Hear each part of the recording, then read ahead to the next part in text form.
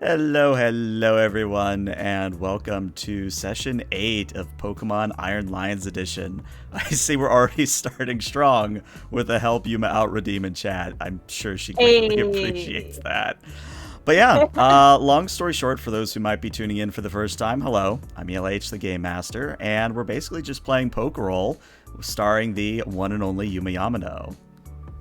Hello. Hi, everybody. I am the one and only Yuma Yamano. And yes, this is the story of my Pokemon adventure. Yeah. Should I recap what we? Go. Sorry, go ahead. I Do was your going to thing. say is, yeah, if you want to give me the recap, that saves me from having to do it. Oh my goodness. So last week was a huge battle against my rival Nitori. I think that was from the start to the end, right? Was that the Pretty whole thing much, was yeah. it was a really epic battle. We went over to not Silphco, what was it called? It Devon was Corp. called Devoncore.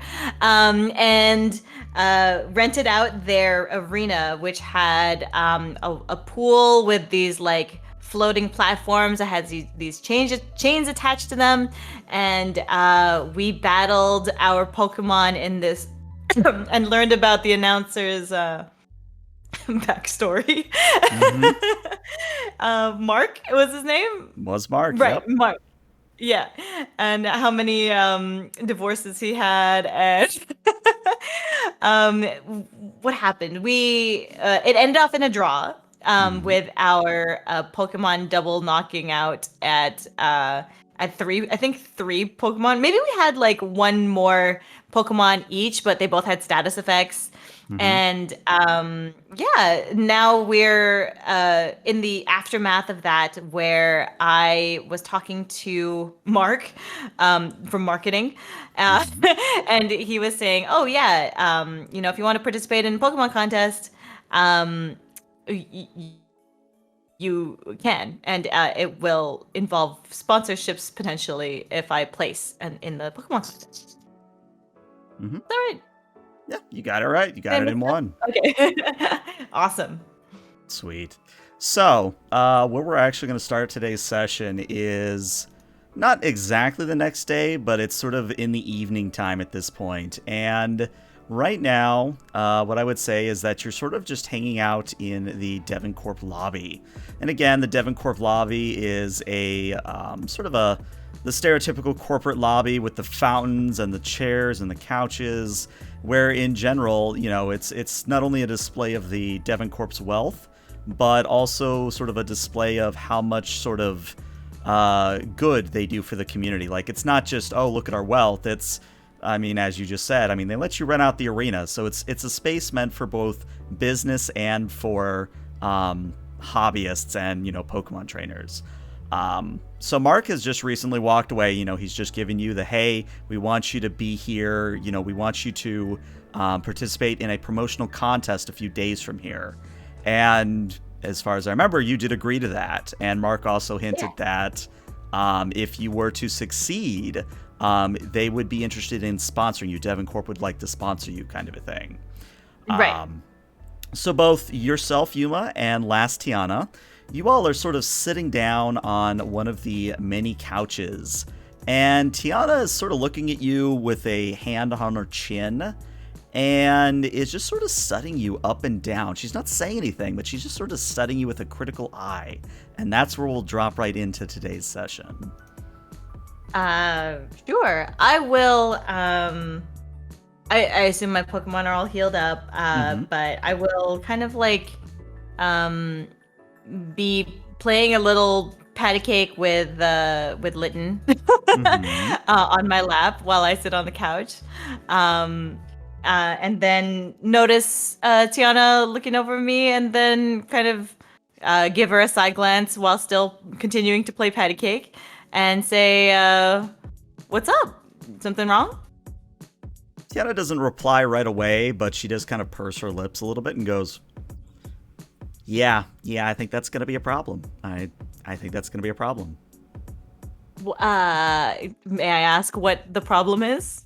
Well, don't take this the wrong way, but you're current outfit, is that the only clothes you have on you? I mean, my other outfit is pretty much the exact same, but I do have another outfit that is clean. Well, I yeah, I mean, I assume and I do, right? you do, yeah. She kind of Okay. looks at you and she kind of tilts her head to the side and goes, I mean, technically you could just do the contest in that. I don't think anyone would really mind, but if you really want to make a good impression, we're going to need to get you some new duds. What? Wait, okay. You don't think this was like contest appropriate? And then I'm gonna like kind of stand up with where Lytton will probably jump off of my lap and like over my shoulder onto my head. But I'll stand up kind of suddenly and like kind of like look at my own outfit up and down and be like, what's wrong with this? Is this like actually, maybe I should ask you, what's a Pokemon contest again? And she actually giggles a little bit and says, right. So basically, if I were to qualify the Pokemon League, so the Pokemon League, all about battling. That's your whole gym challenge where you just battle Pokemon. Right. Pokemon coordinators and the contests are meant to show your bond between not only your Pokemon, but also a way to sort of do fashion shows and a way to show off new combinations of moves that wow a crowd, that wow an audience. So this is more the, I guess I would say the social side of Pokemon training. Okay. I see where you're going with this, and you're absolutely correct. I do not have other clothes that look different from this. Maybe I can call my mom. Maybe she brought some of my stuff over from Kanto. Well, yeah. She kind of actually points across the lobby where there is the stereotypical holophones that we see in the anime, and she says, well, I mean, yeah. pretty sure if you wanted to give her a call, those are free for use. I will. And then I'll go over to the holophone. Yeah, I guess I already know my mom's phone number, but I would hope, just in case. Yeah. Well, like, what if they have a different landline? You know what I mean? Like, maybe they. Fair. Yeah.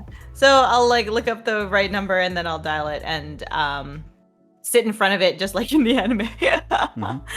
So after a moment, the screen lights up and you see the interior of your mother's house in Little Root Town, and you see that she actually has like curlers in her hair. It looks like she might have just either been waking up or coming out of the shower, one of the two, because she's got a bathrobe on and all that. And she kind of looks at you and goes, "Oh, Yuma, honey, how have you been? I've heard nothing but good things."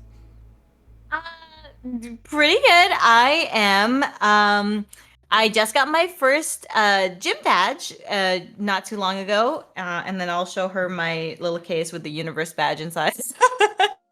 Well, that is wonderful, honey. Wonderful, honey. I actually had heard from, I guess your rival, Notori, was it? The neighbor. They said that they apparently had. Yeah, they'd met you apparently. Yeah. She totally lost to me in a battle just now, so I will kind of like look over at Tiana while I say that and just kind of like smirk. She won't admit it. Nitori won't admit it, but yeah, we are at Devoncore right now. The like I might be able to get like some kind of sponsorship if I win a Pokemon contest. Oh, a Pokemon contest. I remember one of your brothers saying something about that once. Yeah. Hold on. Let me think. If you're calling about that, do you want one of your old outfits? Yes, I was actually just about to ask. I only really brought like the comfy clothes with me, so I was hoping that maybe you had a one of my outfits back home. Yeah, just tell me which one you want and I'll send it over. Okay. now out of character, Hmm. like what's the limitations on this? Like what kind of outfits could I have had? Is this where I can just make So stuff up? I'm trying to figure out a way to put this that'll make sense. So it's not like you can start off with like a champion or like a master coordinator outfit, Mm-hmm. but I would say you could figure out something at like a novice or a beginner level. And basically, what that means is you can have like a very pretty dress or maybe a tuxedo, whichever, whatever way you want to go with it. I would say if I were to do a real world analog, it would have to be under 1K. So anything you can design Okay. under 1K would be what you could get here. Okay.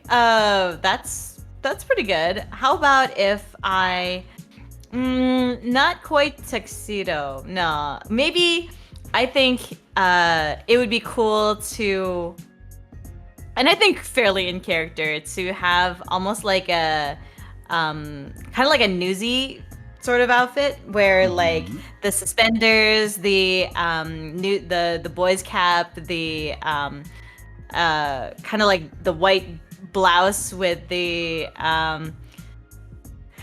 what kind of pants are those? They're just like regular slacks, I think, right? I And think so, yeah. um but like now I'm trying to think of how to like because I want to also get Pokemon outfits to match. I assume this is how it works. Like you have a theme and then you Hmm. make a little like coordinated um outfit.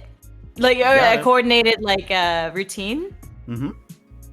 Okay, okay. Maybe I would think of something probably like a let me look for a like outfit that I can just copy and paste to you. And yeah, uh it's also one of those things where you have to consider the Pokemon involved. yeah. For example, if you were to use Celadon, certain outfits would work for Mm, Celadon, but maybe wouldn't work for Litten, kind of a thing. you're right. You're right. Let me think about that. Oh, this is gonna be tough. Hmm. And like this is a way because I'm talking to my own mother that like I could get these without needing to uh purchase stuff with my money. Correct, correct. And it's one of those things because it's always glossed over. I think your mother knows enough of tailoring to make it fit your size. And I think the only expense would be actually purchasing a Pokemon outfit for the same. Because you wouldn't have had that before you started your journey. So you would still have to go to a tailor or a boutique to get that outfit made. But your outfit, particularly, will be for free. Okay, okay. Um, so my shiny Phoebus Celadon Hmm. um is purple in color. Hmm. I will say, let me look up just purple because I feel like a dress isn't quite Yuma's style, I was especially going to at this say, age. Yuma in general with dress does not compute. Yeah, I'm trying to think of how purple Full denim outfit, uh says chat. denim? Full denim? Oh my gosh. Wait. Purple denim Or a purple Tifa jacket. outfit. There's another good one. Oh. I'm down with the denim, but it doesn't feel flashy It's enough also one for a of those Pokemon things where contest, you know? the Um social isn't just one thing. So if you were to look at like you've got tough, you've mhm, got cute, you've got beauty, you've got clever, etc., etc. Certain mhm. outfits are going to appeal more to those than others. So like for example, like a pink frilly dress might appeal more to cute than it does to tough, if you get what I'm saying. I see. Okay, okay. And so I if my own stats, like Celadon, for example, I'm like specking her into beauty, and Mm-hmm. for myself, I'm more specced into like cool or tough. Mm-hmm. So for like, is it better to match the Pokemon's desired stats, or is it better to uh, match my own like have higher stats in one and higher stats in the other? Like, is the synergy between the trainer and the Pokemon super super important? So it really depends on I the would assume so. angle. Yeah, I was say it really depends on the angle of approach. And I figure Tiana will have told you this so that you know it in character. Mm-hmm. But it's one of those things where you can certainly go like, let's say for Phoebios, for example, you go the full beauty route where you coordinate and make sure that you Mm-hmm. are in a beauty outfit, that Phoebios or Celadon is in the beauty outfit, and you just max your beauty stat, which is totally okay. A lot of people do it that Mm-hmm. way. But really, where the strength and the Mm-hmm. creativity comes in is, as you just said, is synergizing it in such a way that, maybe your Pokemon is all beauty, but you're more cool, or maybe you're more tough, and you're sort of combining those in a unique way that wows the audience. Ah, so I'm gonna talk about ballroom for a second. So like Hmm. where the in ballroom dance, there's the lead who is the frame and the follow who is the picture, kind of thing. Actually, I understood Is most of that that because my accurate? brother, believe it or Did I not, get disconnected? no, I think you're still here. Can you Oh, hear me? okay. Hello. Hi. I hear you. Uh-oh. You said your brother, believe it or not. Oh, yeah, yeah, yeah. So my brother, believe it or not, is Hello? actually like a competition ballroom dancer, so I know most of those terms. What? No way. Oh, yeah, yeah, he does competition. Oh, I that's think he's... awesome. Okay, yeah. So the hmm? No, we lost Yuma again. No. Oh Yuma, come no, back. I'm cutting out on Yeah, it's like one of those things where audio. you get Oh like a no, sentence and then it's you the cut opposite out. in my stream. Okay, my internet seems glitchy. All right, hold on. Let us What's let going us take a on? moment to I investigate know. what's going Let's on. see. Okay. Let me. Nothing's going on Dropbox. Yeah, I'm checking mine I'm as going to well. ask. Damn you, internet! Let me. I hear you now, so I just don't know if it's the same. I mean, I'm also streaming, which means like Right, I'm going that's on what I'm to. wondering. I mean it's fine now, but Yeah. if it like cuts out big like that again, I'll start turning off some things on my end. Sure, sure. Sounds good. But yeah, Okay. yeah, yeah. So you were saying with the ballroom dance where you've of course got the lead and the picture. Oh yeah, yeah. So yeah, lead in picture. So if I have like a cool demeanor for myself, then I can um kind of use that to accentuate the beauty of my Pokemon. Just depends on how I coordinate or not coordinate, how I choreograph the performance, right? Mm-hmm. You've got it. Okay, so that's cool then. I think I was just googling purple leather jacket, and I think that a purple leather jacket would look pretty cool. Are we talking the same um, style as your actual avatar style leather jacket, or something a little I bit was different? looking at. Let me copy an image and send it to you. Like this kind of dealio. Um, Let me very briefly copy link. So stream, don't freak out. We're gonna see behind the mystery here, but this is basically the outfit Yuma is looking at, I believe. okay. Which I Well, think is that's the actually pretty jacket. cool. Yeah, that's Thanks. yeah, it's oh hey, you've got pockets. Those are premium features. Pockets, yo. That never happens on women's outfits. Oh yeah.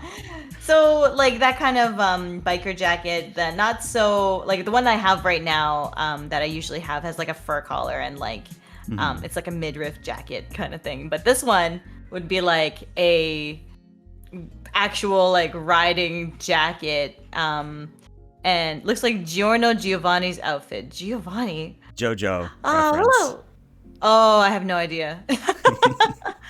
Hello, Benno. How are you? Yay, hey Um, Benno.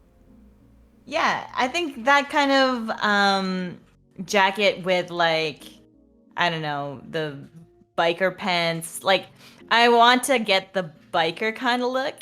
Hmm. And maybe I'll kind of go towards that sort of theme. I'm Okay. not Yeah, I'm not the most fashionable person IRL. Like I'm pretty stuck in my own ways of like my own like tomboy kind of style. So, help from chat also would be helpful if you have any ideas on what might look cool with matching Celadon, I'd be super down with any ideas. Seraphix thinks you're pretty fashionable, so there you go. You got a +1 What? already. All right. Well, that and because also performance outfits are usually different from normal day-to-day outfits, but maybe not in the Pokemon world. Zero fashion sense. Oh no! And a Phoebus shirt and a Phoebus hat. Okay, how about let me pull up your stream so I can see what we're looking at too. Oh, I'm only just showing off your thing right now, the leather jacket. Okay. No clue how it is in Poke World. Okay. How about that and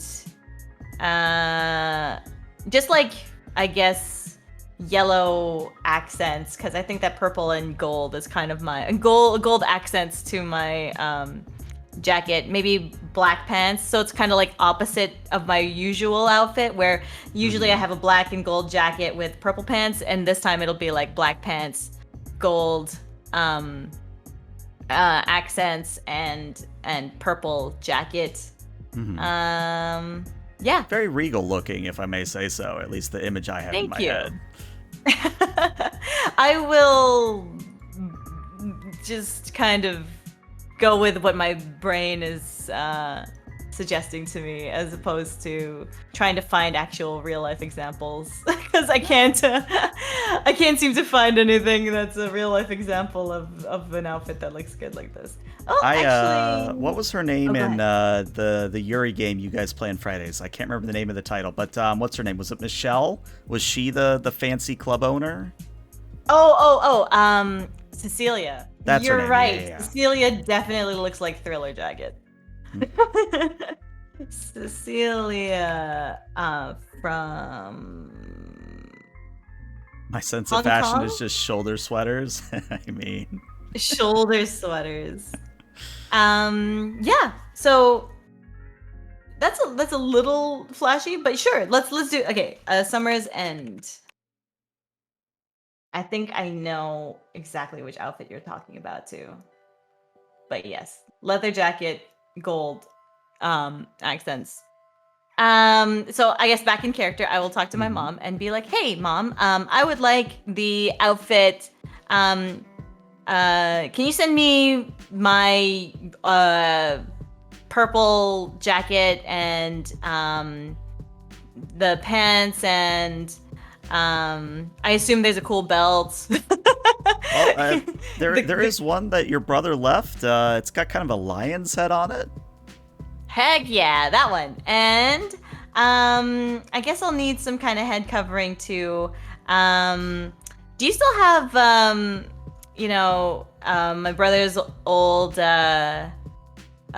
motorcycle helmet? Yeah, I think he left it around here somewhere, and you see her like looking around behind her. She's like, I'll have to look for it, but yeah, I think he's got it here somewhere. Sweet. That. And right now I'm wearing runners, so probably the boots, like the you know which boots I'm talking about. I assume she knows what boots I'm talking about. She knows, but I think she's gonna tease you anyway, and she says, "Oh, so do you want the go-go boots, or do you want the thigh-high boots? You gotta be specific, honey." Let's do the thigh-high boots. I always thought they looked rather good on you. I don't know. Do I know? Not really, but let's go with it. You sure This you don't is how I want the mess denim with outfit Yuma complete just with a denim little bit. socks and a Oh god, yeah. denim socks. Ugh. Denim socks. That sounds not breathable. It's not. It's really not. I've never tried it before. Yes. So that one. And I guess I will take my Celadon Pokeball out and kind of summon her, un-Pokeball her, and show her to my mom over the holophone and just be like, this is the Pokemon that I'm going to try to go into the contest with. So I thought that the outfit would match pretty well. So, interestingly, as you actually call out Celadon, what happens is Celadon, at least the Celadon you know, does not pop out of the ball. Instead, what pops Oh, out of the ball is a long, sinuous, graceful serpent-looking Pokemon with a golden tail, blue what? eyebrows and tail, or blue eyebrows and sort of hairs, with red antenna. And you sort of look at Celadon for a moment, and you go, "Wait a second, wait, Pokedex, go!" What? Yeah, it's a Celadon? So your Pokedex opens up, and it says, Melodic, the evolved form of Phoebios. Melodic is considered to be Melodic. one of the most beautiful Pokemon in existence. It has inspired music, painting, and Whoa. statues. It has the power to calm the anger and hostility of its foes. Oh, okay. Change of plan, Mom. That's a This really is beautiful Pokemon, not. honey. Where did you get that? Yeah, a second ago, at least before when I was in the battle, this was a Phoebus, the not this melodic. Her nickname's Celadon, but she is no longer purple, it seems. Yeah, it's more So of a beige and a gold and a sky blue. yeah, it looks like it. Maybe let's change the outfit a little bit then. Do you have the oh god, now I gotta think about a different I outfit. mean, if you want, we could just swap Uh, colors, and it's easy enough to do that. sure. Yeah, golden jacket, black and blue, I would say gold. red, and gold. Yeah, Think here. let's. I'm trying to think of like Monster Hunter. Like, what would look good if this were a Monster Hunter Layered armor thing. outfit? Yeah, I gotcha. Layered armor. Yeah. If Melodic turned into a layered armor, what would be the equivalent of that in like Pokemon contest? Um, I'm gonna say something a little more like flowy, but not a dress. Like I think that there are outfits like that. Kind of like it's more the things that like come out of it, like to make you look more. Let me look at Monster Hunter outfits. Monster Yeah, I was gonna say Hunter today is the fashion episode, everybody. vibes. Oh, you know what? Yeah. I think I actually have two candidates for you, and I'm gonna show you Oh. each in private Okay. before I put it up on stream because it's definitely a different vibe for each. Okay. Oh Okay. god, that is low res, but it communicates what it needs to. All right, so that was one I found that if you really wanted to go that angle with the Whoa. flashy, it's actually I think really cool. Whoa, that is Um, cool. And then second candidate would be something a little bit more like that. So it's still sort of that Eastern feel, but there's Oh, definitely a yeah. different style between the two. Oh, I feel like the second one is more along what Yuma would actually wear. Okay. Well, let Like, me because it's less both look really cool though, actually. Let me open let's say this let's as maybe put well. both up on screen so chat can weigh in. So this was outfit candidate number 2. I picked it because it seemed more tomboyish, or at least to me. Yeah. And then outfit number 1 is going to be extremely low res, for which I will apologize, but this is outfit number 2, where it's kind of a bit more of a dress, more of a yukata. But it does sort of have the blue further out rather than just sort of the stockings or the leg guards that the first outfit had. Both are really good. Ice skater clothing. I would totally think of ice skater clothing. You're right. Like figure skating outfits kind of thing. Yeah.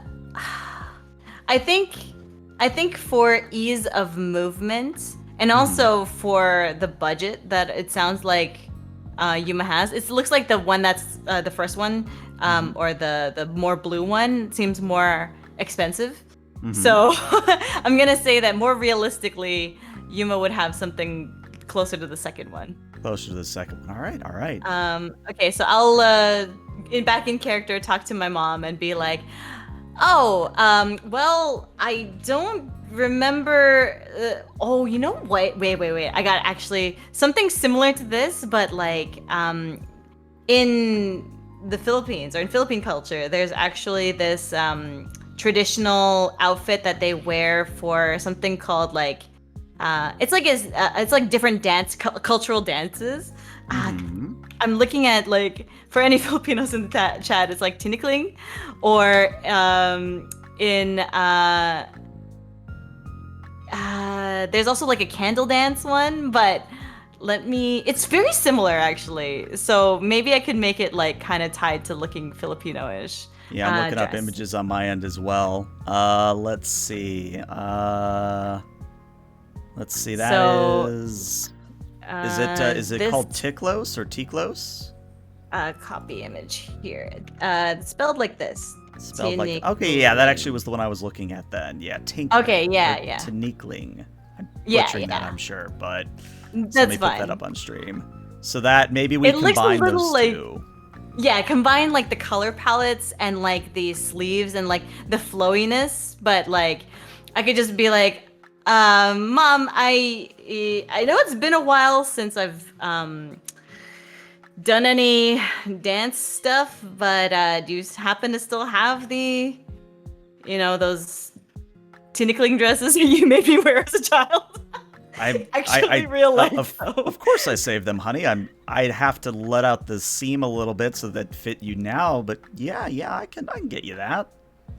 Let's get one of those then. The candle dance is called Pandango sa Ilaw. Oh, I didn't know that. I always just called it candle dance.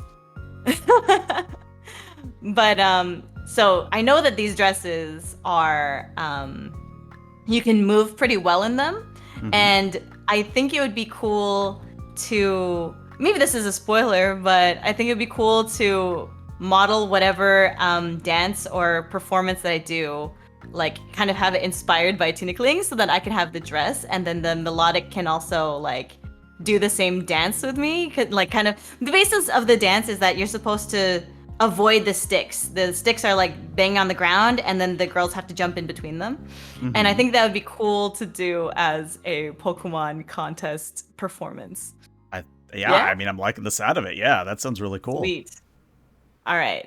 I'm down with that. Cool. So your mother, of course, says, "All right, honey.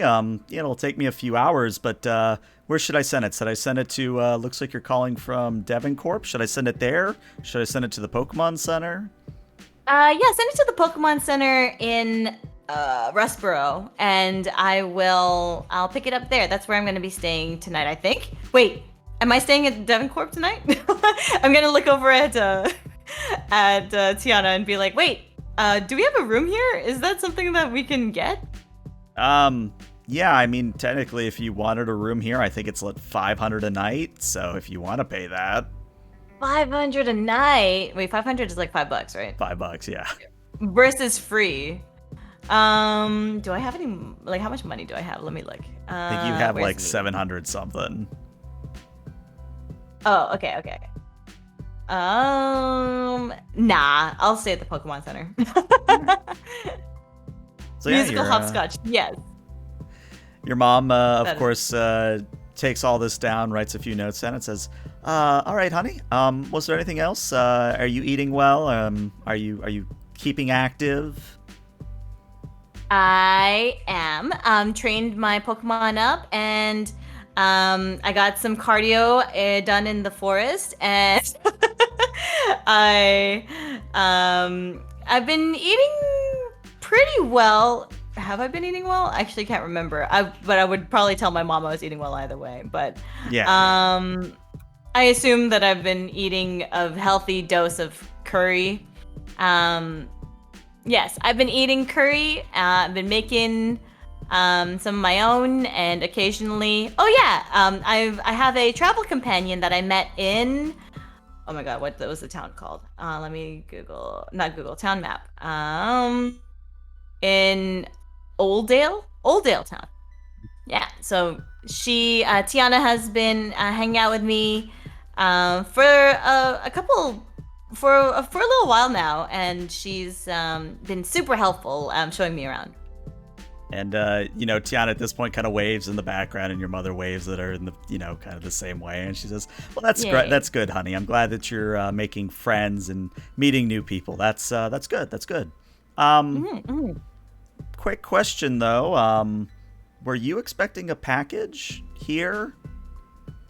A package? I don't think so, but did something come in for me? Well, I don't know if it's for you or not, but yesterday a delivery service, a Delibird, came and left a package. It's wrapped like a Christmas present, but it doesn't have a name tag on it, so I was thinking it might have been yours. Suspicious. We can... Is there a way to check if it's safe? I think add a character when a Pokemon delivers something. It's not like they're going to do the Team Rocket thing. They're not just going to deliver a bomb or anything horrendous. Got it. Okay, great. Yeah, we live in a much nicer universe in the Pokemon world. Great. Okay, out of character, then that's good to know. In character, let's open it. Let's see what's or would you rather send it over and then I open it here? You know what? Let's keep it a surprise. And she kind of goes over, shows you the box, and it's maybe about the size of a shoebox, all things considered. It's in blue wrapping paper with red sort of tinsel around it. And because of the wonderful technology of Pokemon, it's one of those things where as long as you have a holo phone, you can send items from point A to point B.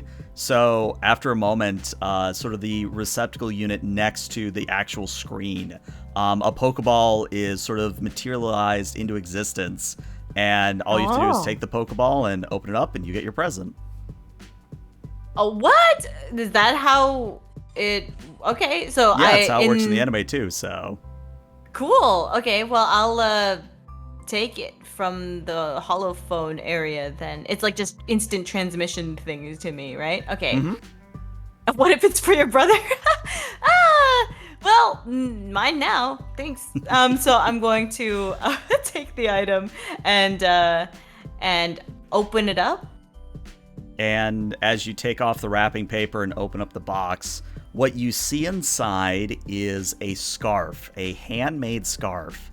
And it is in sort of this snow white or almost sky blue, where it's kind of a combination of the two. It's not quite white, but it's also just tinged a little bit blue.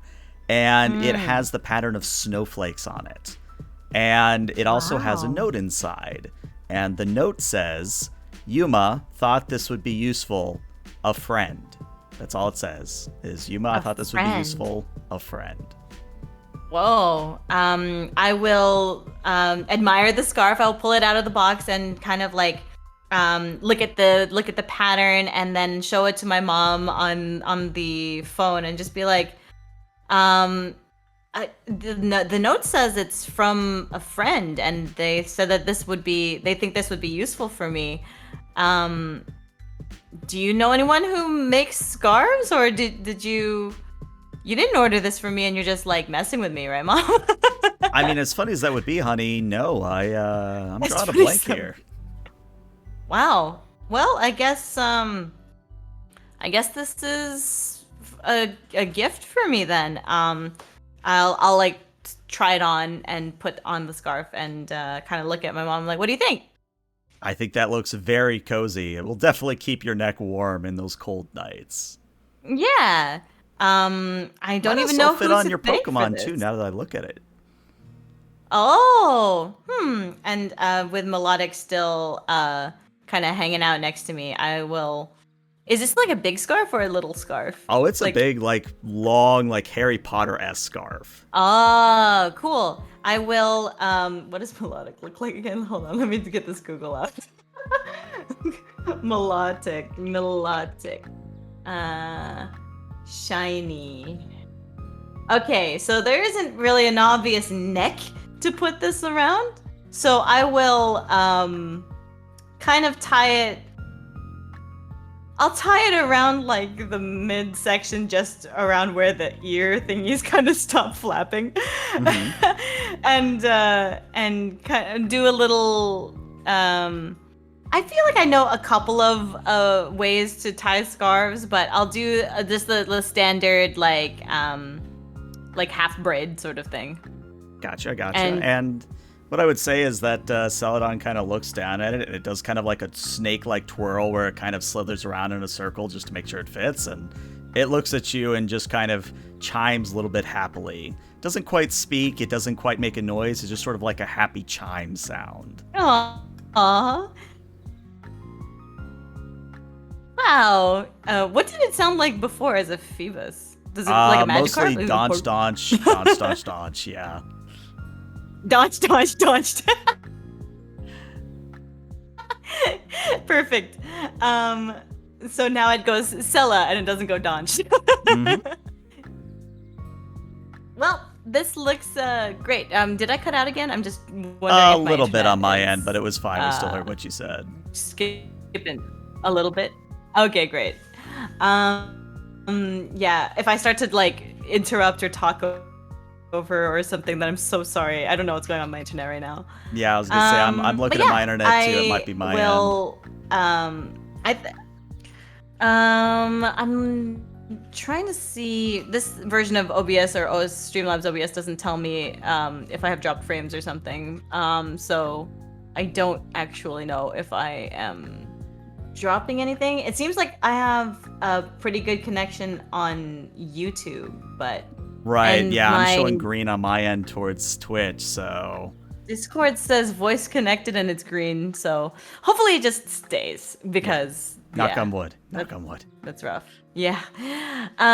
Cool. So now I have a scarf for Celadon. And then I guess I will look over and just be like, okay, well, Mom, I will look forward to getting that old outfit at the Pokemon Center because I'm not gonna pay money to stay at this place when I can stay somewhere for free. But yeah, did anything else happen while I've been gone? How long have I been gone for? In character, I think you've been gone for about week and a half. Okay, yeah. So, how's the move been and stuff like that?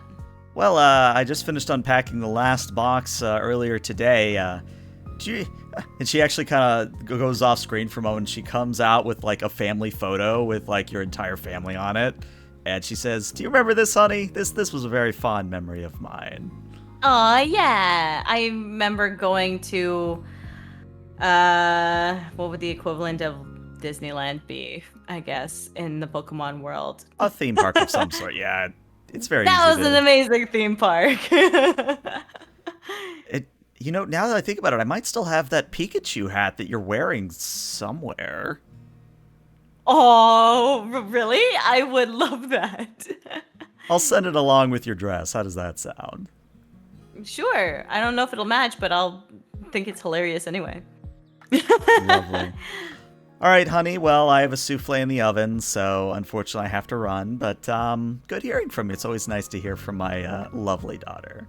Yay! Thank you so much. I'm glad that we still have that old dress of mine. But yeah, take care. Bye, honey. And the screen cuts Yeah. out, and Tiana kind of sidles up to you at this point and goes, "Man, I don't know if this says something about my family, but your mom seems really cool." I mean, I think so. My mom's pretty cool.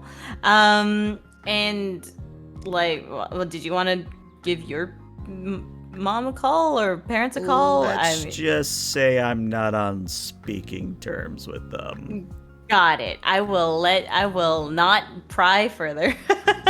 But on a more happy note, so cool, we got you Yeah. an outfit. That is step one, and perhaps the most important. Now we need to figure out the act you're gonna put on. Like, I overheard that you're looking to do a fancy style of dance, and at this point she turns to Celadon. Celadon, do you know how to dance? And Celadon just kind of looks back, and it does sort of this like questioning chime, where it's like an upbeat sort of bell sound, where its body forms into a question mark shape. There you go, exactly. And Tiana says, "I'm gonna take that as a no then. Okay, so we need to do a crash course on dancing and things of that nature. All right. Oh my Let gosh. me Okay, think. this is gonna be the dancing montage training that we'll have to do. Okay. I see. Is there a smaller like training area maybe here that we can like go to, or um is there a way that we can take a look at where the performance area would be? I would say in character, Tiana wouldn't know that, but if you were to ask the receptionist that same question, Sure. the receptionist would be able, and let's actually go to the map of Rustboro City here. Okay. Where did I put Rustboro? So if we were to go to Rustboro City, so you kind of see, and of course this is in every sort of building that's in Rustboro, but you see sort of to the right of the Pokemon Center where there's a fountain. Basically that entire Mm-hmm. area. So if you were thinking like, let's use New York City as an example. So if you were to take something like this, the size of Times Square, and Mm-hmm. basically tent that off and make like a raised stage, that's sort of the area you're looking at here in Rustboro City. Oh, okay, okay. Um, I have not been to Times Square, but I can assume what that would look like. And I don't really Um, know a scale for size, but yeah, I'm trying to I convert it have real been to quick. different like squares in like different cities. So I'm I thinking maybe think I can understand. about half a football field. I think that's about Okay, right. that works for me. That's pretty big. Cool. Is there water on the in the area, or is it all in on land? It's all on land, but the good news is All that on. now that Melodic or that Celadon is evolved, it can actually move on land. It's not like where it was Oh, stuck okay. in water. So yeah, it's just it's probably easier to think of Celadon more like a graceful snake than it is a graceful Mm, sea serpent. I mean, they're kind of got it. both, but hopefully you get what I mean. Yeah, yeah, like more like a snake. Hmm. She can't fly though, right? Not like a Correct. Yes. Starmie or okay, so she's just kind of like sitting on the ground now. Mhm. Okay, that works for me. In terms of like dance, how large is a melodic? Is there like an updated Pokemon entry? Let me look at There this. is indeed. Yep. There's already a sheet waiting for your perusal. Oh, okay. Let's see. Is Celadon evolved? Ah, I see you. Okay. 357 pounds? Mm-hmm. This thing's big. Wait. 20 feet? Mm-hmm. She's a Oh, big old sea serpent. okay. That I didn't expect. Okay, so my expression is much different from my like having just summoned this 20-foot like onyx equivalent size in the middle of this thing. I guess I wouldn't have just been holding it in my arms. I guess I was expecting like a Dratini. Oh no, no, this Melodic is No, this is a big. she's a big girl. Okay. In that case, big snake, basically a basilisk. Ah, I see. Um, okay, trying to think of different ways that um a snake would move and how that would translate to like dance. And I think, oh, nature's lonely. Aw. I think that maybe because I was thinking maybe it could like swirl around me and like um I could do like I don't know an outfit change or something like that while it's like swirling around me, but now I feel like it's too big. I mean, 357 pounds. it's one of those things where, at least the way I'm imagining it, is where the 20 feet is more in length from tail tip to snout.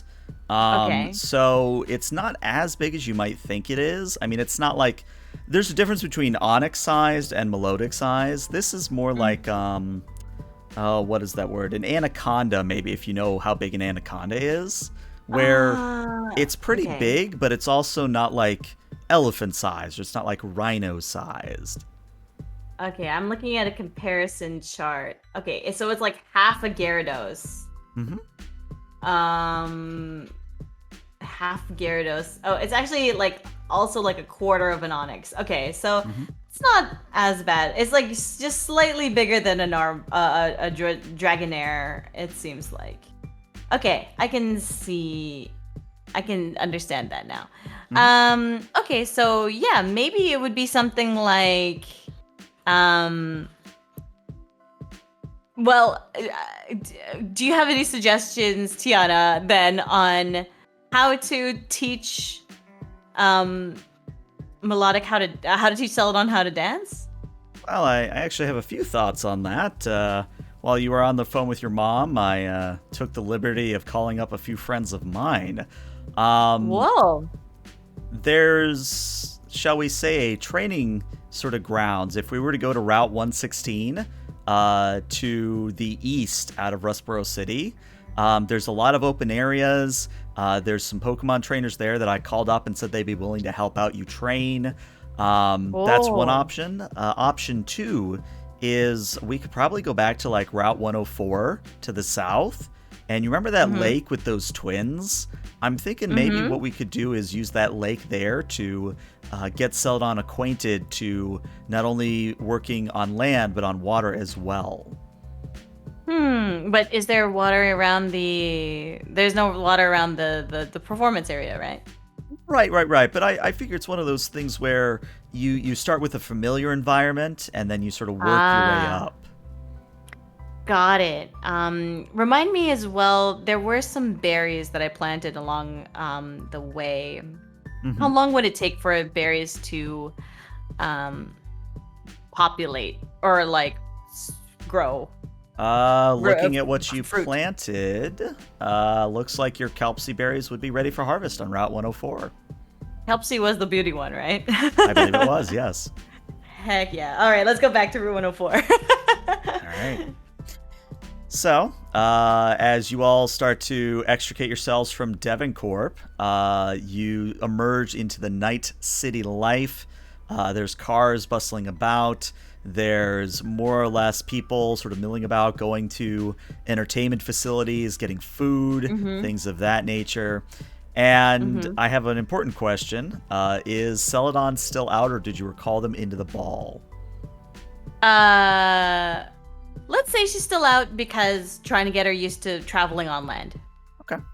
So in that case, I Mhm. think it's one of those things where you maybe get out to the main street off of where Devoncorp is located. Also, hi, Tired Taurus. Hello. Hello. Um, it's one of those things where you get out to the main street, and as you're walking along Main Street towards the south, towards the Pokemon Center, until towards Route 104, I think it's one of those things where people, you're starting to notice they're like doing double takes. You know, maybe some are stopping and trying to get a picture. And I think Tiana sort of leans in and goes, I don't know if how do I put this? I feel we're making a scene, but in a good way. My the aura that we exude is very popular. And just because I think Benno is still here, we maybe see a cameo of Benno in the background where he goes, "Let's go, gamers!" Yes. Oh, is he's still well, I will also try to embody some of that Venosphere energy and kind of stand a little bit taller and kind of like uh, for the first time in a really long time, take the ponytail out of my hair and let my hair just kind of like flail out behind me. It's like much longer than you would expect. And I would just kind of like throw my hair over my shoulder and just be like, uh, what would Benosphere say here? Um, oh gosh, what would Benosphere say here? Benno, give me a line. Benno, we need a line. Stat. I whip my I hair whip, back and forth. I whip my hair back and forth, and I will just whip. I will over exaggerate the hair flips. Oh, Um, behold, Behold, fools. fools, Yuma arrives. Yes, and look over at Tiana to see what she thinks of that. I think she sort of holds up like two thumbs up, and she says, All right, good start. Good start. We're gonna need to have you really draw air in and use your diaphragm a little bit more because you got to project for the contest. You're right. Yes. For the contest, do I have to say things? Oh my god. Okay. Well, I Uh, I thought that was yeah. I mean, if it's not yeah. just dancing around and showing off talent. I mean, if you want to sing or you want to speak to the crowd, it is kind of important. Yeah. All right. All right. Cool. I will think of something then and see what we can come up with. Hmm. Um. Yeah, I guess we're heading back to Route 104. Hmm. And I guess to the people who might be watching, I will actually kind of call them out on it. I will look over to them and stand with my one hand on my hips and the other hand kind of gesturing out towards them and just say, come cheer for us at the upcoming Pokemon contest. When is it? 2 days from now, and actually, let's get a roll in here because I feel like Sure. a roll would be appropriate. So, Yes. this is going to be a Yuma the character roll. I would like you to roll me let's say either a cool or a clever here. And if you have anything in perform or etiquette. I don't have perform or etiquette. Oh, do I level up? I'm at Yes, starter you level still. as well. So that could qualify here. That could actually give you those points you need. So I should have 8 points to distribute, right? So the way it works is now that you're a beginner, you should add 2 points to your attributes, 2 points to your social skills, or social points, just your social attributes, and then your skill points should add up to 9. Okay, so I'm actually gonna even out my vitality and insight. You said 2 points to my attributes, so the tough, cool, beauty, clever, cute. Mm-hmm. Okay, I'm gonna put 2 points into cool. I'm gonna be cool. And then my total points should add up to 9 for the fight, survival, social knowledge. You said? Yep, you got it. Okay, so 1, 2, 3, 4, 5 right now. So I have 4 more points to distribute. Mm-hmm. Okay, and maximum. I think it said somewhere since I had a maximum amount that I could put into a thing. Was it 2? Correct. Yes, it is 2. Yep. Okay. I'm gonna put 2 into perform. I think that's hilarious. Okay, so I'll put 2 into perform, and 1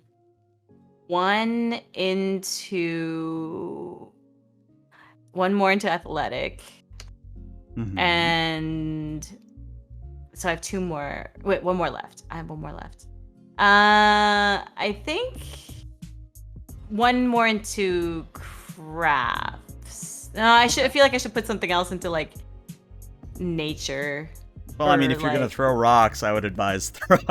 Throw? Okay, throw. Yes, let's use throw. Let's put 1 in throw. When you add those points into cool, you get to wear sunglasses. Ooh. There you go. Suddenly, my step has a bit more swagger in it. There you go. There you go. All right. Well, now the very important roll is I do need that cool, and I do need that perform. Cool. And remember, you do perform. have 1 die you could spend here if you so wished. You know what? Sure. I want to make a really good impression on these people. Okay. A 2. Interesting. 2 out of 7? That's a lot of ones, though. Do you want to spend will to re-roll any of those? On the ones, probably. All right, so it's really just a matter of so. how many will points you want to spend here. And just remember that your will points might not necessarily come back by the time it's time for the contest. So kind of a decision here. I will re-roll 1 of the ones. Okay. It's 1d6, right? Yep, you got it. All right, that now is 3 successes and is no longer a complication because you rolled like 4 ones. But yeah, I think what happens is some people oh yeah, what's your name? We'll come by the contest. We're really looking forward to it. And, Yeah. some people are, just kind of like still snapping pictures and things of that nature. But after, telling them about the contest, maybe giving them like one really hyped up fan an autograph, the crowd Yeah. starts to disperse a little bit, and Tiana goes, see, that wasn't so hard, was it? Nah, never really been this like much of a, you know, celebrity, I guess. So this is kind of new to me, but I'll uh, I'll try I'll try to improve my presence a little bit more. I got to take some notes after on how Venosphere or how Veno moves. I mean, you'll have plenty of opportunity for that. He'll be part of the contest, which Oh. between you and me, and at this point, you guys are like past the Pokemon Center. You're like past the Pokemon Mart. You're like almost out of Rustboro City at this point. And Tiana Mhm. sort of leans in and goes, "So, what's your strategy gonna be to beat Benno? Because I think Benno is, I don't know. I mean, I would say look at him, but he's not here. I mean, I feel like he He's just has a pretty commanding presence, yes. yeah. I don't really have much of a plan, so I could take as many suggestions as you have. For me, I was going to kind of try to make it more about the Pokemon than about me, but I guess in contest it's probably equal, right? Oh yeah, Or definitely in maybe equal parts. equal parts. All right.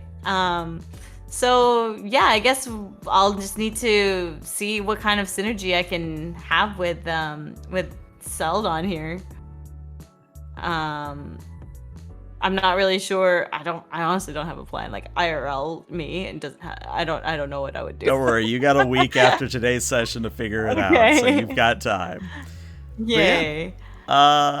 let's see. So at this point, I would say you all are stepping out onto Route 104, and at this point, it is definitely evening.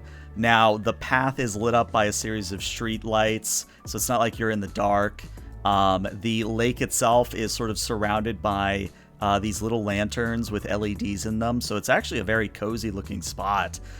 You see that not Mm. only are there a few fishermen and fisherwomen basically sort of fishing for Pokemon, but you see a few couples on blankets on the embankment leading to the lake. You do see a few Pokemon trainers battling on the bridge. In fact, if you were to look really carefully, you would see those two twins from earlier that are sort of battling with their Pokemon. And Mm. I think what happens is as you sort of approach this area, I would like you to roll me an insight and an alert, please. Insight and alert. Insight and alert. Boop. Submit. All right, that There. is two successes. So what you're noticing is that off to sort of the western side of the lake, sort of where there was that embankment where you could like look over the lake. I don't know if you remember this, but sort of where you made that camp that one night and you sort of had a nice view of the valley, nice view of the lake, Mm-hmm. very picturesque place to camp. Mm-hmm. So it's not quite up to that level, but what you're seeing is that there's an old man sort of sitting by himself on a tree stump, sort of a little bit ways into the forest that leads up to that camping spot. And that would be Hmm. over to the left over here. Oh, okay. I see. Um, sure. I'll approach the old man. And uh, just kind of wave hello. Um, hello, sir. Is there anything I can help you with, or does he look like he's like resting from being tired, or what's his kind of demeanor? Yep, that's what I was going to get to. So the old man himself actually looks to be fairly spry. He may Oh. look like his beard and his actual hair might be sort of a darker gray, but Mm. he definitely looks like he keeps very good care of himself. He's wearing just a very standard sort of blue shirt with a collar. And Mm-hmm. overall, he looks to be like he's just sort of meditating. But as you approach, he kind of opens an eye and looks at you and says, "Well, hello there. I wasn't actually expecting any visitors. Welcome. Is there anything I can help you with?" Well, I didn't realize I was intruding on your space. Sorry about that. Oh, I it's quite am all right. It's quite all right. Yeah. My name is Yuma Yamano, and I am training to become a Pokemon Master. And I just came over from Westboro recently, and I'm going to be participating in a Pokemon contest pretty soon. I'm Hmm. normally a trainer, so I normally battle, but uh, just decided to try out Pokemon contests. Hmm. I see. I see. You are broadening your horizons. That is good. That is good. Yeah. Tell me though, Uh, on a scale of 1 to 10, how would you rate your confidence in this? this is my first time trying it. I'm not the most fashionable person. On a scale of 1 to 10, maybe a 4, Hmm. A 5 4. maybe. I If see. if like 5 is sort of confident, just because I'm confident that I'm able to adapt pretty well to things, but um, I have no actual experience in this particular thing. Well, that is, as you say, part of the experience. If we were all skilled in all manner of things to start with, there would be no room to grow. We would stagnate. Yeah, definitely. I agree with that. So, uh, I guess what's your name? What do you do? What are you? Why are you hanging out here on the tree stump? And he kind of does that old, like, old man sort of smile where it's that kindly smile, but it's also an avoidant smile. Because when he replies, you note that he doesn't give you his name. Instead, he sort of walks past that and says, well, I am simply out here enjoying the beauty of nature. I find that people these days, they're too obsessed with getting to their new locations, the new people. They don't take time Mm. to sit and enjoy what's actually out here, what the world has to offer. Mm. That is a very admirable approach to life. I think you're 100% correct. That it's always go go go. I gotta go to the next town. Gotta get my next badge. Certain rival says. And you know what? It's not always about. Um, it's always about the speed that you go, but the things you learn along the way. Am I right? Hmm. I can see seeds of wisdom within you. I love it. I love it. Well, Yay. I tell you what, I am willing to offer a nugget of wisdom that may help you in your contest. Is that Oh, melodic definitely. behind you the Pokemon you plan on winning? Or, sorry, plan on using? Yes, 100%. This Hmm. is Celadon. Celadon, say hi.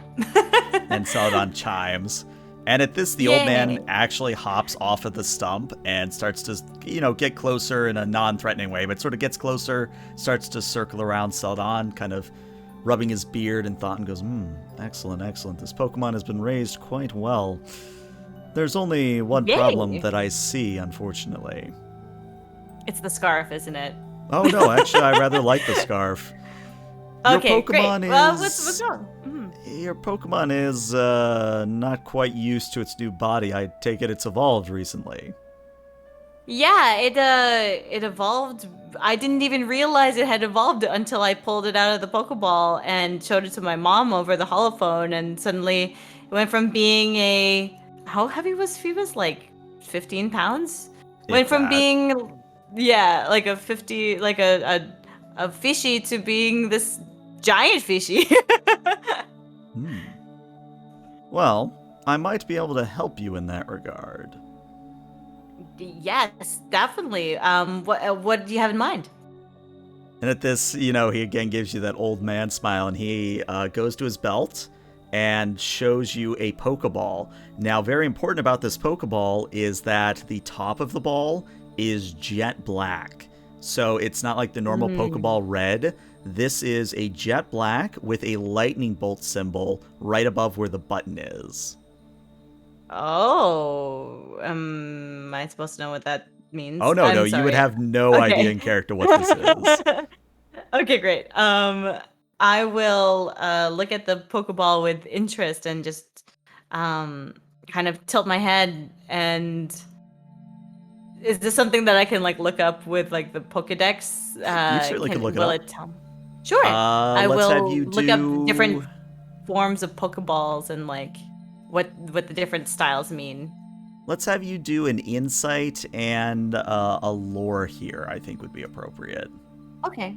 Insight and lore. I don't think I have any points in lore, but that's Oh, it's okay. not lore. It's what is it? It is nature is what this would be.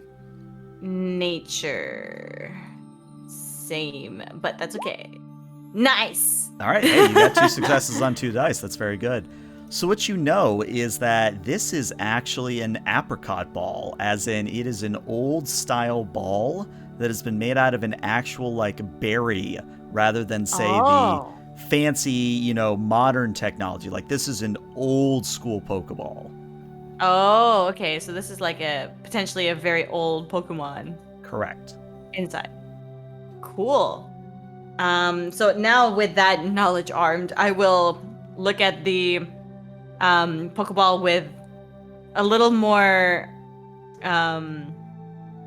I guess admiration. Just like, wow, that's very different from like the Pokeballs I have in my belt.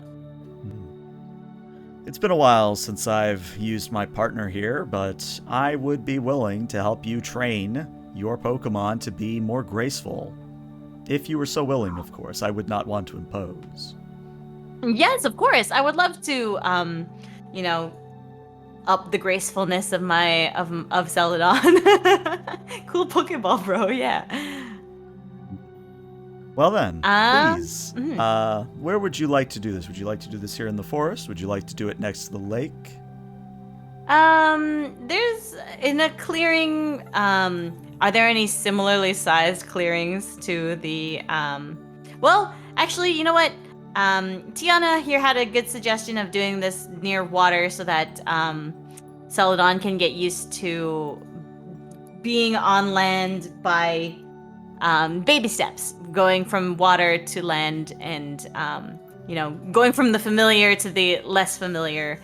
So let's take it a little bit. Let's be kind and not force her into a situation she doesn't like. I see that you again have nuggets of wisdom within you. That is good. That is very good. Yes, the lakeside will do just nicely. Great. And so I will kind of eagerly, almost impatiently, just kind of like hop from foot to foot as I like wait to see what this guy is going to summon. I will also make a mental note to remember to retrieve the Kelpsy berries and turn them into Poke blocks later. I'm staring at the word Kelpsy. Well, as you get next to the lakeside, there's sort of a little bit of a commotion because some people sort of turn to look at you, and they're, again, sort of doing the same thing they were doing in the city. When people see the shiny melodic, they're like, oh, that's amazing. We want to get pictures, kind of a thing. And as you and the mysterious old man start to square off and get ready, there is suddenly, and there are no clouds in the sky, I should say. It's a very starry, very clear night. There's actually a crack of thunder as he pulls up his ball, shows it to you, and then sort of tosses it out underhand. And if this was a real battle in the Pokemon game, this is where the music would change dramatically. And what comes out of the Pokeball is not something you were expecting. You were expecting maybe sort of an older Pokemon, maybe like a Dragonite, or maybe some really sort of old-timer Pokemon, if you get what I'm going for. Mm-hmm. But what actually comes out of the ball is something that has been lost to time. What pops out of the ball is a blue-scaled Tyrannosaurus Rex looking Pokemon that stands over 8 feet tall. And of course, as you pull out your Pokedex and figure out what the hell is that, your Pokedex says, Tyrantrum. Nothing could stop this Pokemon 100 million years ago. It was a prehistoric king. Thanks to its giant jaws, which could shred thick metal plates as if they were paper. This Pokemon takes orders from no one. Note, this is a shiny Pokemon. It is normally red. Whoa! Shiny Tyrantrum. So I have a shiny melodic and you have a shiny Tyrantrum. This is crazy. I I want to kind of take note of the way that the Tyrantrum moves. Like he suggested that he could make or teach Celadon to move more gracefully. Is this Tyrantrum just kind of stomping all over the place, or is it like kind of calm and steady? Like, is it graceful? I would say that it's a mixture between being calm and graceful, where it is sort of doing like a pacing around of Celadon as Celadon sort of turns to look at, keeping an eye contact with the Tyrantrum. But Tyrantrum is just sort of sizing up its opponent, walking around. It's sort of skirting away from the water, but in general, it's just sort of trying to get a feel for Celadon as an opponent. And at this, the old man says, "Now there's two ways we can do this, young lady.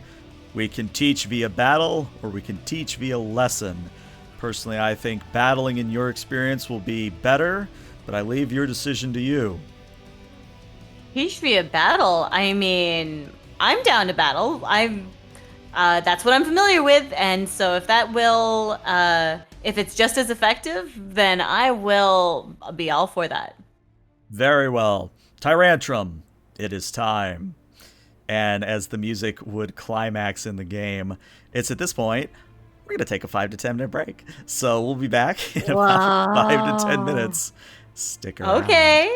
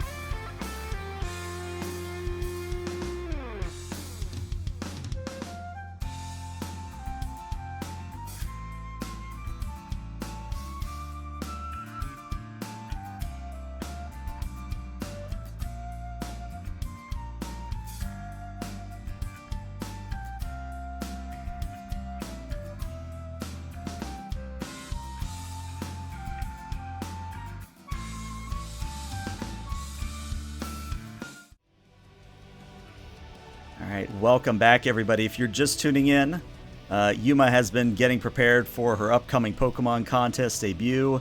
And let's just say, in getting the lay of the land, getting training for her partner Celadon, she's encountered an old man, an old mysterious man that apparently has a shiny Tyrantrum that's about to teach Celadon some lessons in gracefulness via combat. Mm-hmm. And it is at this point that I do need Celadon to roll me initiative here. Initiative, yes. Bloop. All right. Nice. Good roll, good roll. Let's see how well Tyrantrum does. Looks No. like Tyrantrum is going to get to move first. So what's going to happen is the old man is going to very gracefully sort of do not I want to say like quite like some form of karate or some form of martial arts, but it's one of those things where it's sort of a, how do I say this? It's sort of an extension of his body, like where he moves in such a way that when he's giving the command, it's like he's actually moving through some form of kata or some form of form. And as he does this, he says, "Tyrantrum, I need you to use Thunderfang. Let us teach the most vital example first." And Tyrantrum its jaw is going to begin to crackle with electricity. And as it opens its large mouth and begins to charge forward, let me see what its accuracy roll is. All right, well, the good news is it only rolled 1, so you probably can evade or clash it very easily. But also, just for people watching, we have changed the rules on evading and clashing. What it means is if you evade or clash, it actually takes your turn during that round. And you can use evade or clash up to your score. So, for example, if you have 2 in evade, you can evade twice before you can no longer evade. Now, Yuma, being the main character, can sort of quote-unquote cheat and use the Pokemon's will to evade or clash more than the limit. But it is one of those things where that's a Yuma-specific thing. NPCs, no matter what they are, cannot use will. Got it. I will evade this. Thunderfang sounds like it will deal thunder damage, so I will click the evade button. Go. And that is more than sufficient. So this Tyrantrum comes in, and it looks like almost for a moment that Celadon is going to get chomped on. What happens is Celadon sort of drops its head to the ground and weaves its way between Tyrantrum's large sort of feet. And Tyrantrum sort of snaps down its jaw on air where Celadon used to be. And the old man sort of nods to himself and moves into another form and says, very good, very good. I see your Pokemon is very aware. However, I am curious how long it can keep such a thing up. Tyrantrum, let us dispose of Thunderfang. Let us attempt to poison Fang instead. And Tyrantrum, the thunder, changes in such a way that now sort of this purple ooze and purple goo is dripping from its jaw as it turns and again tries to snap at Celadon.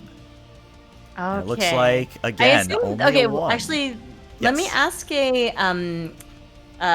holding item question. Okay. Right now it's holding the scarf that I put on it, right? Correct. Technically? It is. Okay. So that means that normally speaking, it wouldn't be holding anything else. Correct. Right. Okay. I actually don't know how a Pokemon like this would hold a berry, for example. Probably like in its tail or in its mouth or something. But just okay, just wanted to make sure that if this scarf does do anything, it could do it in this battle. Is that right? That is no. I will let you know if something does happen. Sweet. Okay, just checking. I won't try. So I won't. Poison Fang accuracy 1. If I don't try to evade it, will it just? It will hit you. Hit? Yes. Oh. And then I'll be poisoned. Potentially. Oh, it's a chance, poison chance, not a poison for sure. It's a high chance, but it is a chance. And so I only have 1 point in evasion, so I've already used the 1 for that. I'm going to wait, if I have 0 points in clash, does that mean I cannot clash? Correct. You would have to spend will in order to clash or evade at this point. I see. Okay. You know what? I'm just gonna say just take it. Just take it. So that All I can then she can have a turn next. All right. So as Tyrantrum jaw kind of clamps down, it sort of gets Melodic or Celadon down from where the scarf is, so it still kind of clamps down. And what is Celadon's defense, or what is its vitality score? Vitality is 2. Vitality is 2. All right. Well, in that case, you are going to take 2 damage, and you will be considered to be poisoned. So. Oh my god! I had a 5. Like dice. I said, it was a very high chance. Oh, I had to get a 6 though. Yeah, it did have to get a 6. So for poison, what that means is that every round that passes, you are going to take 1 damage at the end of it. So basically, at the end of your turn, you're going to take 1 damage. Okay. Sounds good. I will just kind of say, okay, you can shake it off. We'll get him back. Why don't we use oh, this is new. Aqua Ring. User coats itself in a special flowing water that lessens the pain. If successful, spend 1 will point to activate. The user heals 1 HP at the end of each round, lasts for 4 rounds. So that will negate the poison, yeah? It would indeed. Okay. Let's use Aqua Ring and click.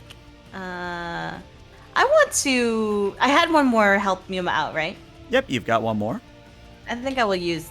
Oh, do I just need to? How many successes do I need to get for this? Is because this is a Just self-cast, one. right? Just one. Oh, just one. Okay, I won't use the modifier for that then. All right. Did it go? Let me try again. There it There you goes. go. Yeah, there it goes. All right, yeah. So nice. with wow, that is a lot of ones, but you got the 5. That's what matters. So what happens is Celadon begins to emit from its scales sort of this mist, and the mist forms into a ring of flowing water around it. And of course, spend that will point. But what happens is the poison effect, sort of that purple ooze that's coating its body, it seems to be washed away and diluted as the old man sort of moves into another form and says, "Very good, you have nullified the disadvantage and turned it towards a strength. That is good, that is very good. However, Tyrantrum, we must now teach a lesson in resistance. I need you to attempt now a Fire Fang." And at this, the poison changes, and it becomes an actual jet of flame that comes out of Tyrantrum's jaw. And it attempts to go for Celadon. And it rolls 2 this time. All right. Let me ask about the evasion thing again. So, Sure. like the, what's the cooldown, or like how long does it take to recover that 1 evasion point? I would say that it is more or less based on, it's a per battle thing, meaning that it's one of those things where if you leave a Pokemon out for too long, it's obviously going to get tired, it's going to get weary, things of that nature. But it's also to sort of fix that problem where we had that evasion loop where you would just evade. So it's both good and bad. It just depends on which side you're on, really. Yeah, no, that works for me. All right, Celadon, you just take that in the face. All right. No, I don't say that out loud. I just be like, oh no, it landed its Fire Fang. All right, so you said its defense was 2? Oh, is this physical still, or It special? is still physical, yep. Yes, 2. All right, well, because you are a water type, you are counted as having a higher defense. So you're actually only going to take 2 damage, all things considered. Okay, great. And now I have to roll this. All right, so you are not burned and you are not flinched, which is a good thing. So again, the jaw clamps down on Celadon. Oh wait, I noticed the passive. If this Pokemon has a status ailment, poison, increase 2 points in its defense attribute. Then you are going to take no damage from this attack. No damage. Nice. So as Tyrantrum's jaw, and this is why I was doing it, because I was waiting to see if you would read it. Because I'm the type of GM that I'm going to lay out a lot of things, but I want players to discover it on their own. Like, I don't want to lecture them. That's fine. It's a way that it's not maybe the best way to teach, but it's what works for me, I found. But anyway, what happens is the jaw kind of comes down. Melodic scales actually seem to rebuff the fangs. And the old man says, "Very well, you are using your Pokemon's special defense, its special power, its innate strength in a effective fashion. That is good. That is very good. Yes, I think you will go far in the Pokemon contest to come. However, the contest is later. The battle is now." It's my turn now, yeah? Mm-hmm. Okay, I will actually start to kind of almost copy the way that the old man is moving and just like try to like mimic his stances, because like as much as Celadon is learning, I also would like to learn, so I'm going to try copying his stance. And I will say, hang on. The mystical green breath hinders the movement. Extremely dense water. Okay. Um, Celadon, use your voice to um, talk to Tyrantrum and use your disarming voice to make it more difficult for it to attack you. And so I will use disarming voice. Alrighty. And you got the 3 successes. So what happens is Celadon lets out a loud chime. And at this point, some people were already like kind of looking in your direction. At this point, you're actually starting to draw some form of a crowd. They're not like going to be tightly packed or anything, but it's one of those things where the people at the lakeside are definitely paying attention at this point. Because as Celadon emits a very loud chime that sort of echoes across the lake, the Tyrantrum sort of feels a little bit wary. It sort of is second guessing itself a little bit. And this move always makes the target feel bad. So, Aw. disarming voice specifically, what is the effect on disarming voice? Status says never fail. Okay. I don't know what that means. Let me double check, because I think it's one of those things where I forgot to put in what the actual effect is. Okay. Disarming voice is fairy, correct? Yes, fairy type. All right, should be very easy to look Disarming up then. voice, more like guilt trip. Yeah. There you go. With the full description for chat says, with a charming and a manipulative cry, the user deals emotional damage to its opponent. Oh, This it move actually does always damage. Okay, Yeah, it I think says- that was the disconnect then. Okay, so yeah, go ahead and roll damage, because the Tyrantrum is not going to clash or otherwise evade it. Okay, and defense, special defense, For special defense, it is only a 2. 2. Submit. All right, so you're going to do 3 3 damage. And again, Tyrantrum is like second guessing itself. Its moves are a little bit more static, a little bit more wary. And the old man again nods in a sagely way and says, you are appealing not only to Tyrantrum's inner self, but you are projecting that of your own Pokemons. Very good, very good. However, I think you will find that having inner strength means you can push past such difficulties.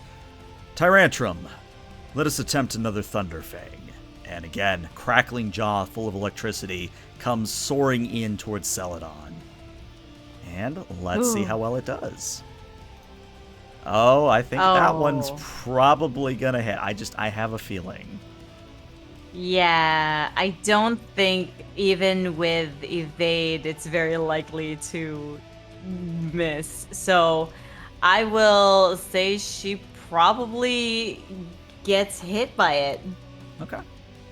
Yeah. All right. Your special defense your physical defense is still 2, but you Physical are is weak. 2, yeah. You are weak to Weak to this, but electric. you have Marvel Scale, so that is a total of 4? Oh wait, but then the weakness is how much? it's 1 in Minus this instance. 1. So I think you have a So defense 3 of 3 total? for this one. Yeah.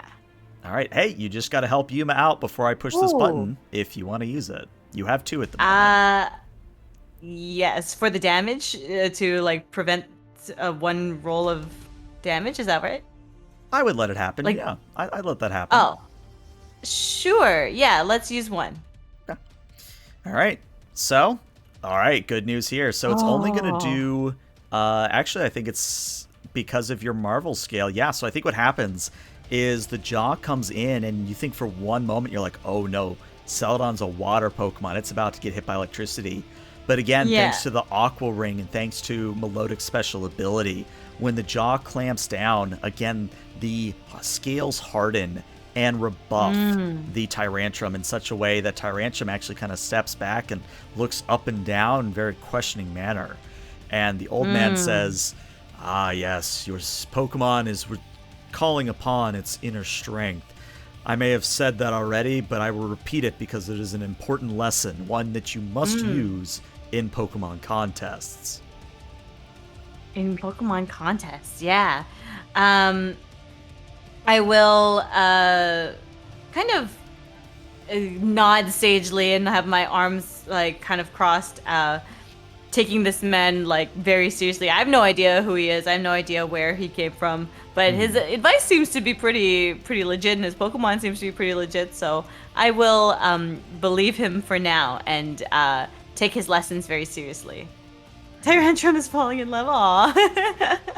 Maybe just a little bit, Seraphix. Maybe just a little. Tiny bit. And it is my turn. Okay. It is. And so now that she has how much HP? Oh, I can't really tell. Oh, it's not at half, or like it doesn't look like it's staggered or anything like that. Yeah, let me right? actually change the color on the bar real quick. Okay. Can you see it now? Yeah, that's like brighter. Yeah, that looks better. All right, cool. Okay, so I would like to cast or use I don't know what type this Pokemon is. Actually, does my Pokedex tell me that? I'm gonna look it up on Bulbapedia if it is. Yeah, I would say it would give you Tyrantrum? the typing. You could look it up. Okay. Tyrantrum. Uh, Pokedex. Okay. Dragon. Okay. I will use Dragon Breath. Celadon. Take a deep breath and show Tyrantrum your true inner strength. Dragon breath, and Celadon will inhale and did you say I had 2 dice or just 1 dice? And I used it already. You've got 1 remaining. 1 remaining? I'll use it for this one. Okay, go. All right, that is 3 dice. Yeah, she lets out a like kind of inflates like a balloon for a second, and then lets out a big purple or mystical green breath that surrounds Tyrantrum. I love it. I love it. So the old man is going to actually chuckle to himself and says, "Oh, I see that your Pokemon has rather an interesting moveset. Very well, Tyrantrum. Use your deflect and disperse that dragon breath." And so what Tyrantrum's going to do is it's actually going to use one of its charges of Clash to attempt to, well, clash. Okay. And it will Ooh, indeed. and it So does. both Tyrantrum and Melodic, or Celadon, will take 1 HP of damage. And what I'm going to represent that as that sort of green mist, that green breath falls across Tyrantrum, its jaw becomes a static electricity and fire breath in one, and it sort of snaps at the cloud in such a way that the cloud sort of detonates a little bit, causing a small explosion. And when the dust settles, you see the Tyrantrum and Celadon have each taken that 1 point of damage at this point. But that is technically Tyrantrum's turn, so Celadon can move again. Oh, okay. Now, the other thing I would say is that at the end of this round, if I'm keeping track appropriately, your Aqua Ring will end. Okay, and she's still poisoned. Correct, yeah. She is poisoned until you either take her to a Pokemon Center, use an antidote, or use a special berry on her. Okay. For this turn, tell me, is that at half or less than half or more than half HP? I would say that it is just a smidge higher than half at the moment. A smidge higher than half. Then I will not use Brine. But I will, Actually, hold on. Wait a second. I was just reminded of this. Disarming Voice is fairy, is it not? yes. Then in that case, I need to add 1 damage to that, so it is at half health. It is below half. Oh, okay. Great. Oh, because it's weak against fairy. Oh, okay, Yep. yeah. Great. In that case, I will try to finish it off. I want her to use Brine. Celadon, now that you have the advantage, I want you to gather the water that you're so familiar with and sweep that Tyrantrum away with Brine. And I will click on go. All right, that's 2. And I now have to make a very important decision as Game Master. Does Tyrantrum attempt to clash this? Hmm. You know what? I think it's cinematic enough. I think it's going to use its last clash. It is going to attempt to do so. Okay. All right. And it does. Oh, So what happens just is barely. Celadon sort of draws in water from the lake behind it. And yeah, Hmm. you know what? Good point, Orfish. Let me change that real quick because I think Chad is having difficulty seeing it. Let me go with... There you go. Now it's a black bar. I know that'll be Oh, okay, visible. yeah. But Celadon draws in the water and it sort of opens its mouth and a directed stream, almost like a pressure washer, jets out from Celadon's mouth. And Tyrantrum's jaw again crackles with electricity and it literally snaps its jaw down in such a way that a shockwave hits both Pokemon at the same time. So again, Tyrantrum Ooh. and Celadon are each going to lose 1 HP, but the Okay. attack was deflected. Okay. And at this, the old man says, we see now that you are coming up on an imminent victory. However, very important lesson, you should never assume what is about to happen. Anything, whether it be a contest, a battle, a simple game of wits, your opponent can Hmm. always surprise you. You're right. And it is at It's this that the Tyrantrum is actually going to use its held item to act before oh. Celadon. So, for those who don't Oh. know, Tyrantrum has a Quick Claw. And if you don't remember what Quick Claw does in the game, basically it lets the Pokemon move first, kind of a thing. Okay. So, Tyrantrum is going to come in with a Thunder Fang. And only 3 accuracy, so it's possible. It's dodgeable. The will might not come back before the Pokemon contest, though. That is the trade-off here, yes. Mm. Um. But the other good news is that we have reached that threshold where after this round, we enter into Rocket Tag mode where double damage is on the field. Ah. Okay. Um. You know what? I will have Celadon hold her ground and take the hit. Take the hit. All right. Yeah. So, I let's believe. see. There you go. She's starting to believe. All right, let's see. So you're actually only going to take the 1 thunder damage. Oh. And I do need to roll for paralysis and flinch. Got Oh, thank lucky. No goodness. paralysis or flinch. So this Okay. time, Tyrantrum's jaw does manage to get through Celadon's scales, and Celadon takes a little bit damage as Tyrantrum doesn't quite fling Celadon, but does sort of like cause it to have to move to the left, closer to the lake. And at that point, Celadon kind of pushes back and throws Tyrantrum free. And the old man says, "Good, good. You are willing to take a punch in order to see what your strength of your opponent is. Very good. I'm very eager to see where you go from here, young lady." Okay, so if I try to use Aqua Ring again, it will heal slowly, but it will just negate the poison again, and it will use another will. So I'm not gonna do that. I'm going to Celadon, I want you to play to its emotions, and while it's trying to be all angry at I want you to disarm it with your voice again. Ready? And so it will sadly cry with a charming and a manipulative cry. All right, that's 1, but the good news is I've used all my clashes. It doesn't have Oh, any yes. evades. I can't spend will, so this will hit with the 1 accuracy. Perfect! And again, because it is weak, its special defense is only a 1. Okay, so let's and it's fairy type, so it actually does more damage, yeah? Yeah, that's including the special defense including modifier. okay. So And that is significant. That as Celadon sort of gathers up sort of these baby doll eyes, and maybe with a little bit of tears, yeah. it lets out a sorrowful cry, and I think Tyrantrum sort of stumbles back, its little arms like held up in a "no, please, anything but that" motion. And Anything but the cues.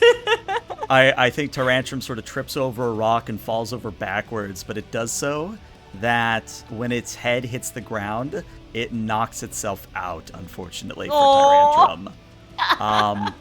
But at that, I mean, the old man nods very sagely, returns his Pokemon, and says, "Very well, young lady. You have shown that you have the strength and the will how to do what you need to do in the Pokemon contest to come. Here." And he sort of steps between the space where you were just battling, and he actually hands you a berry. And he says, "Have your Oh. Pokemon take that. It will cure the poison. That way it does not have to suffer before it reaches a Pokemon Center." Oh, thank you. I will. Well, first, what kind of berry is it? And then. It's a Pecha or a Pekka berry. Okay, Pecha. great. So I had some of those too. So I will give her the Pecha berry, and it doesn't change my inventory then. There you go. And of course, Yay. once Celadon eats it, it looks a little bit more brighter, and she kind of maybe nuzzles against you a little bit. And I'll give her like a pet, and I'll adjust her scarf and stuff like that. um, and I think that the battle actually gave me a few ideas for what to do in the performance. I mean, we've got like a beautiful voice. We have some cool green breath effects. We have water control. We have aqua rings and extra defense. I feel like we can make something really cool and spectacular and harmonious for this Pokemon contest. Well, I am glad that I was able to help you in this endeavor, young lady. However, I believe it is time for me to exit the stage. You may see more of me in the future, but before I go, I have one further nugget of wisdom. Sure. In order to appreciate the good, you must also recognize when the bad is happening. Now, something bad doesn't mean that the good is any less good, but you need to understand the dichotomy and the importance of each. I will kind of squint my eyes a little bit with trying to absorb what he's said because it sounds rather ominous and serious.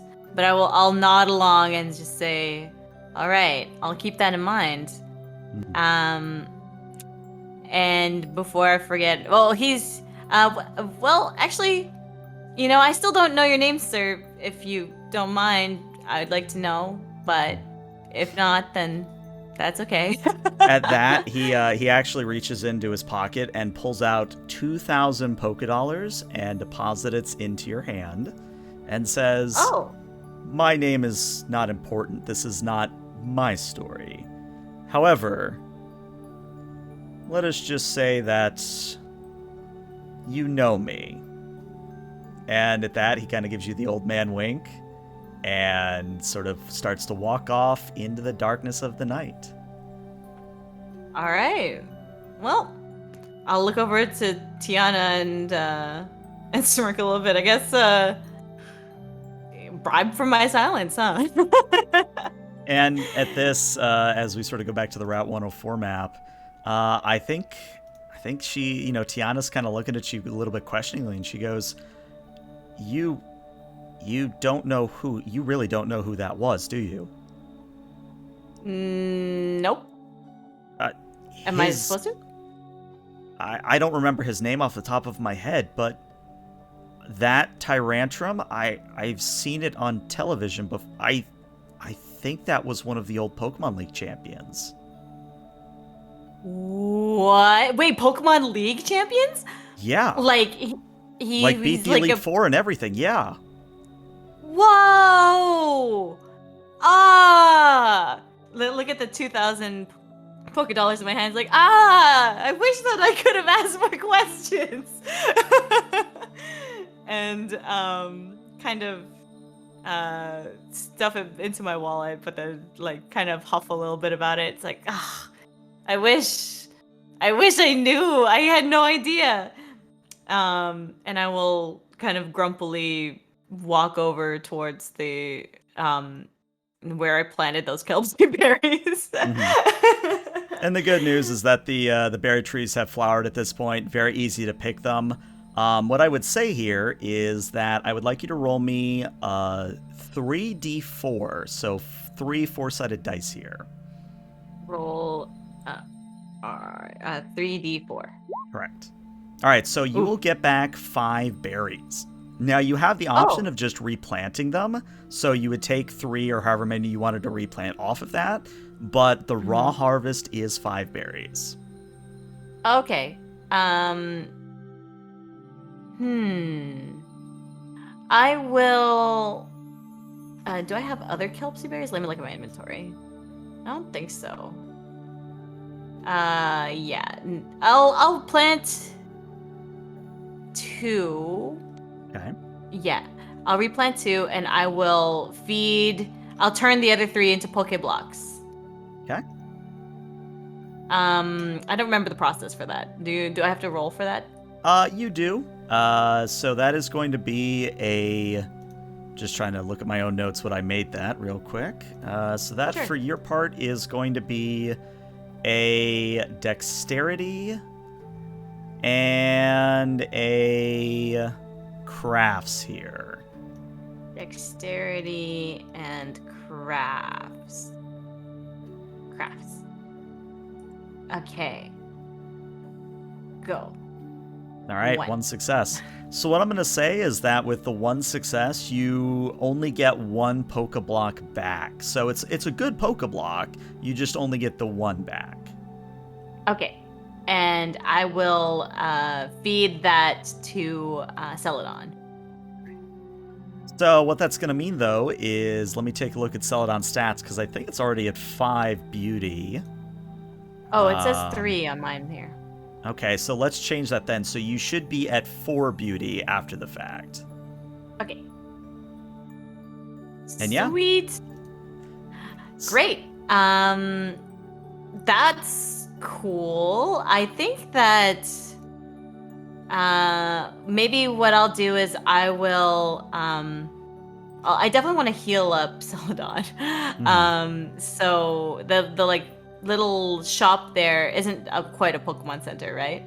No, but I think what Tiana's going to do is she's going to kind of point to that old campsite you use and says, I mean, we're here. We could just camp out in the wilderness. Yeah, we could. But my mom's sending my stuff over to the Pokemon Center, so maybe we should head back. Fair point, fair point.